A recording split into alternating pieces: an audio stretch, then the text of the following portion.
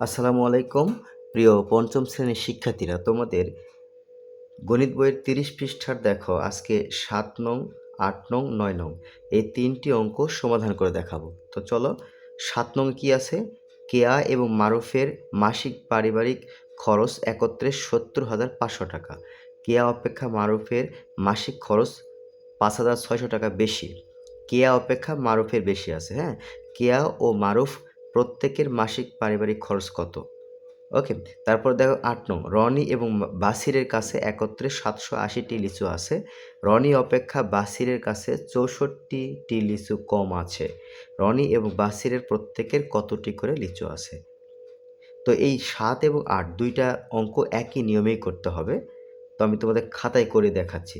দেখো এবার ৮ নং, ৯ নং দেখো, সাইফ সাহেব বাজার থেকে ২৫ কেজি চাল, ৩৫০ টাকার সরিষার তেল এবং ৬৬৮ টাকার মশলা কিনলেন। প্রতি কেজি চালের মূল্য ৭২ টাকা। তিনি দোকানদারকে ৩,০০০ টাকা দিলেন। দোকানদার তাকে কত টাকা ফেরত দেবেন? তাহলে এখানে এই ২৫ কেজি চালের মূল্য আগে বের করে নিতে হবে। বের করে সবগুলো যোগ করব, যোগ করে ৩,০০০ টাকা থেকে বিয়োগ করে দিব। তো চলো আমি তোমাদের খাতায় করিয়ে দেখাচ্ছি। দেখো ৭ নং, কেয়া এবং মারুফের মাসিক পারিবারিক খরচ একত্রে ৭০,৫০০ টাকা। মানে একত্রে দুইজনের টাকা যোগ করলে এই টাকাটা হবে। কেয়া অপেক্ষা মারুফের মাসিক খরচ বেশি। কত টাকা বেশি? ৫,৬০০ টাকা। মানে কেয়া অপেক্ষা মানে থেকে, কেয়ার থেকে মারুফের মাসিক খরচ কত টাকা বেশি? ৫,৬০০ টাকা বেশি। তো এইটা আমি এই দুইজনের মোট টাকা থেকে এটা বিয়োগ করে দিব। বিয়োগ করে দিলে কি হবে? দুইজনের টাকার পরিমাণ সমান হবে। এই যে দেখো, দুইজনের সমান অংশ, তার মানে ৬৪,৯০০ টাকা। এই যে বিয়োগ করে যেটা পেলাম, এই যে টাকাটা, এই টাকাটার মধ্যে দুইজনের সমান অংশ, সমান ভাগ রয়েছে, কারো কম বেশি থাকবে না, ঠিক আছে? এখন এই টাকাটাকে ২ দিয়ে ভাগ করলে আমরা এখানে দেখো কেয়া অপেক্ষার মারুফের বেশি আছে বলছে। তার মানে এটাকে ২ দিয়ে ভাগ করলে কম কার? কেয়ার কাছে কম আছে। তো কেয়ার খরচটা পেয়ে যাব আমরা, ঠিক আছে? তাহলে সুতরাং কেয়ার মাসিক পারিবারিক খরচ এই ৬৪,৯০০কে ২ দিয়ে ভাগ করব। তো এটাকে ২ দিয়ে ভাগ করলে আমরা কত পেলাম? ৩২,৪৫০ টাকা। এই টাকাটা হলো কার? কেয়ার, ঠিক আছে? যেহেতু কেয়া অপেক্ষা মানে কেয়ার কাছে যত টাকা থাকবে তার চাইতে ৫,৬০০ টাকা বেশি আছে কার কাছে? মারুফের কাছে। ওকে, তা সুতরাং মারুফের মাসিক খরচ কত হবে? এই কেয়ার কাছে কত ছিল? ৩২,৪৫০। ৩২,৪৫০-এর সঙ্গে ৫,৬০০ যোগ করতে হবে। যোগ করে কত পেলাম? ৩৮,০৫০ টাকা। তো উত্তর কিন্তু এটাই হবে। আশা করি বুঝতে পেরেছ। এবার ৮ নং, রনি এবং বাসিরের কাছে একত্রে লিচু আছে ৭৮০টি। রনি অপেক্ষা বাসিরের কাছে লিচু কম আছে ৬৪টি। অর্থাৎ রনি অপেক্ষা মানে কি? রনির চাইতে বাসিরের কাছে লিচু কম আছে ৬৪টি। দুইজনের সমান অংশ কতটুকু পাবো?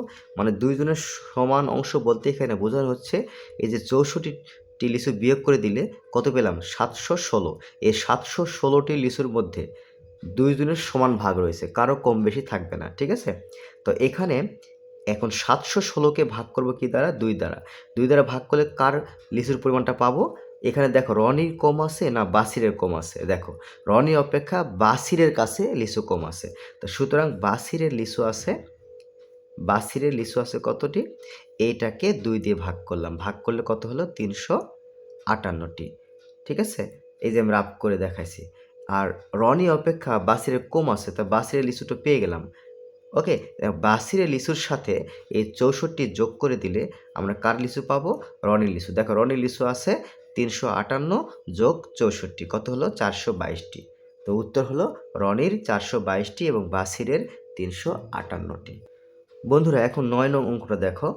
তো ৯ নং অঙ্ক তোমাদের পড়ে শোনালাম যে ১ কেজি দেওয়া আছে, ১ কেজি চালের মূল্য ৭২ টাকা। তাহলে ২৫ কেজি চালের মূল্য কত হবে? তো ৭২ গুণ ২৫ কত? ১,৮০০ টাকা। এটা হলো চালের মূল্য। তো সাইফ সাহেব চাল কিনলেন এই ১,৮০০ টাকা, সরিষার তেল কিনলেন ৩৫০ টাকা দিয়ে, আর মশলা কিনলেন কত? ৬৬৮ টাকা দিয়ে কিনেছে। তাহলে তিনি মোট কত খরচ করলো, এখানে মোট খরচ লিখলেও হয় বা তিনি মোট বাজার করলেন, তিনি মোট খরচ করলেন, অনেকভাবে লেখা যায়। আমি সংক্ষেপে লিখেছি তিনি, সুতরাং মোট খরচ। তাহলে দেখো এটা যোগ করলে কত হয়, এই যে 8, 5-এর সঙ্গে 6 যোগ করলে 11, হাতে আছে 1, 7, 7 3 10, 10-এর সঙ্গে 18 যোগ করলে 18, 10-এর সঙ্গে 8 যোগ করলে 18, হাতে আছে 1, 1-এর সঙ্গে 1 যোগ করলে 2, এই 2818 টাকা। এটা হলো মোট খরচ, 2818 টাকা হলো মোট খরচ হয়েছে।